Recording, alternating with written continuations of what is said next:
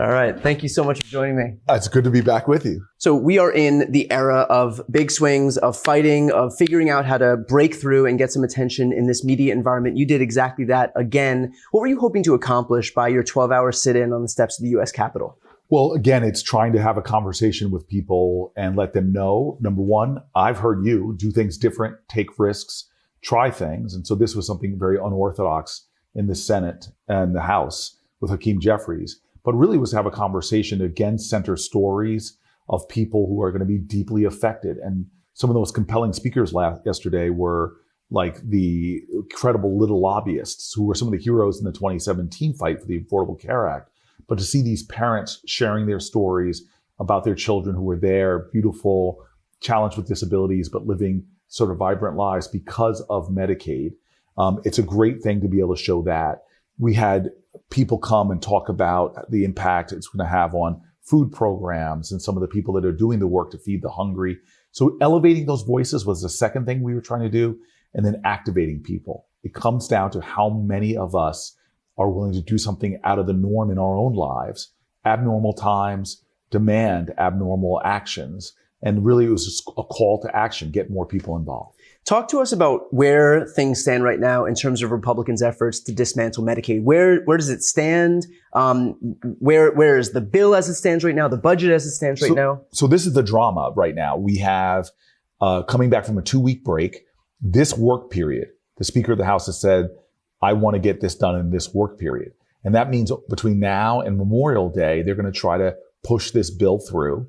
And again, they already told the Energy and Commerce Committee, which oversees Medicaid, that you have to get $880 billion. Even the nonpartisan Congressional Budget Office has said that means you're going to have to take it from Medicaid. So this is the moment. Now, here's how people are working, and this excites me, is there has been so much public pushback. A lot of the Republicans that are in purple districts and purple states are saying, oh, I'm not going to really cut Medicaid. They're already starting to equivocate on whether they are going to support a bill that has savage cuts. And so what are they saying that they're going to cut? What are they trying to justify their cuts as? I mean, this is honestly, this is the way that they are going to try to play games. They're going to try to call it not a Medicaid cut, but in some ways undermine it, like with so-called work requirements, which is a great way to say, oh yeah, of course people should work if they want their health care. But isn't the whole point that the folks who benefit from Medicaid are people who are disabled, there's children, there's seniors? Well, that's the point. But the other point that they're trying to do is that if we create more bureaucracy, more paperwork for you to fill out, more challenges, they actually could quantify how many people just won't go through all of that and will land without coverage. This is a way for the people that are talking about deregulation. This is a way to create more red tape and regulation around Medicaid that makes people who are already strapped on time, already have children to take care of, just put more of a burden on them, which will mean that less will really be pulling and relying on the program.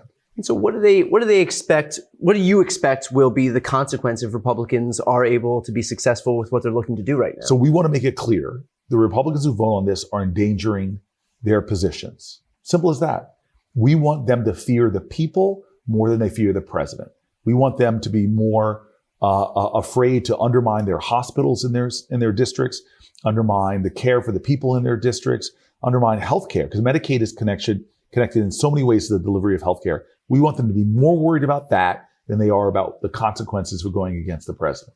Most of these people were around back in 2017 and 2018. They saw firsthand the consequences of going after the ACA, of attacking people's healthcare. That led to the biggest victory in the House in modern American history. Democrats flipped 41 seats in the House as the result of going after the ACA. And so are there memories that short? Is there fear of Donald Trump just that overpowering? I mean, what are we looking at here? How do they not see this and learn from some history? Again, why they would even put a bill like this up makes no sense to me. It violates all of our collective values, cutting food from the hungry, healthcare from the sick, services for the disabled, support for our seniors. This violates every faith tradition in our country and every moral tradition. It's wrong. I don't have time to think about them. I can't control them. Right. What I want to do is put more pressure on them to make them turn. And that means more people have to speak out. Because in 2017, we had many more people coming to the camp. By this time, we had really huge protests all around the country. We're seeing that now. People are starting to rise up. but we just need more pressure. More people have to speak up. Do you think that they're benefiting from the fact that they are throwing so much shit against the wall that we're having conversations, rightfully so, about illegal deportations for migrants, about the Trump tariffs, about annexing Canada as the 51st state, not to mention what he's trying to do with Panama and Greenland. And so there's so much that we're focused on right now that this is actually a deliberate strategy to get us talking about this very potent issue even less. Yeah, we know it's their deliberate strategy because they have said we are going to flood the zone, give them so much to be focused on that they can't respond. Well, the reason why this Medicaid cut is so important right now is that it's imminent. Right now, the Republicans are working on this bill and hope to get it done by Memorial Day, which gives us just a few weeks to really ramp up the pressure. I know they're thrilled when we're talking about immigration. They think they're stronger on that. When they're wrong, majority of Americans, even Republicans, think that violating people's due process rights is wrong. They don't believe we should be deporting 2-year-old American children. But again, I want to fight on every front. But right now, we all have an assignment. Stop this bill from passing. It has an end date. We know they may not be able to get it done by Memorial Day, but that's when they say they're getting it done. That means we need to all be rising up more in this period.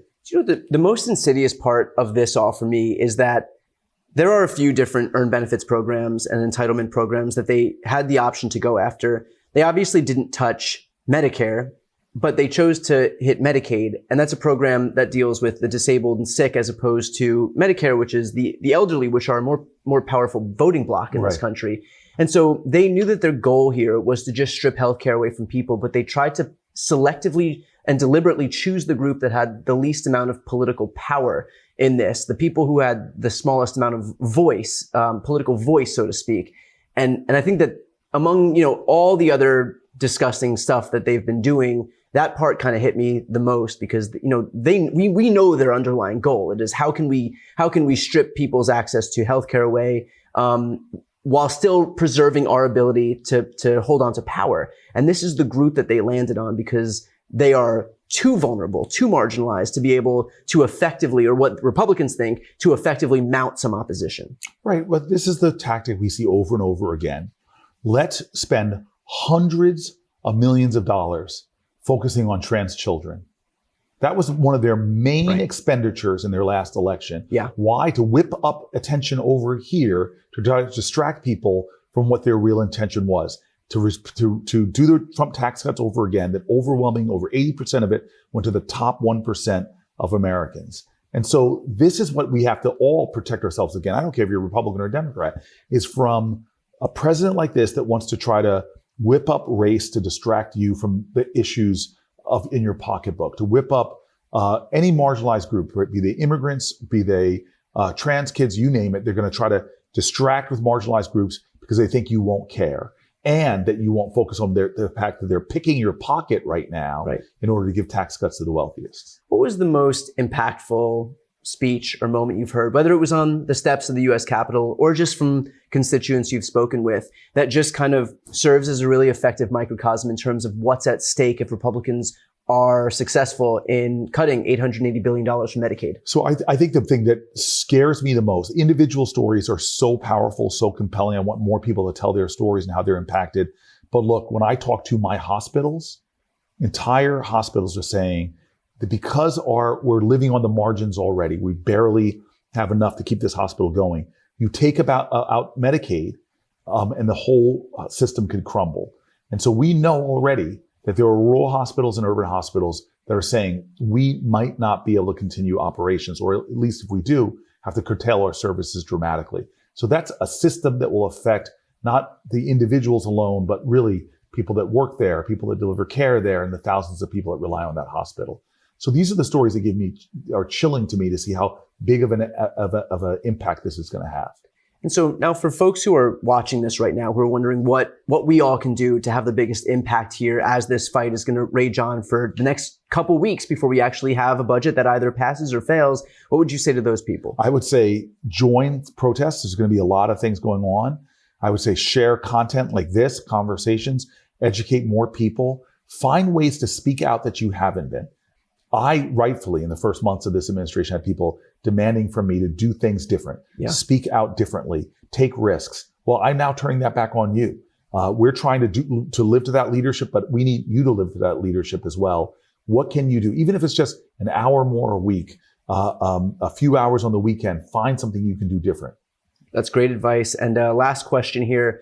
What's your next minimum 12-hour activity? I feel like whatever you plan, you just kind of screw yourself because now you can't do anything for less than like 12 hours, which look, I can't do anything for more than like 12 minutes because, you know, millennials on down, we have the attention span of an insect at this point. So what's next on the docket? I'm not going to telegraph my next pitch, but we're going to continue to try to do things to cause good trouble, as John Lewis would say. All right, I'd like to hear it. Senator Booker, thank you so much for the time and for the work you're doing. Thank you. I mean, you are sincerely one of the voices right now that's informing, engaging, and activating so many people. Many of us, including me, watch your videos to get like sourced with good information, but more importantly, with good spirit. So thank you for the role that you're playing in this movement. Thank you.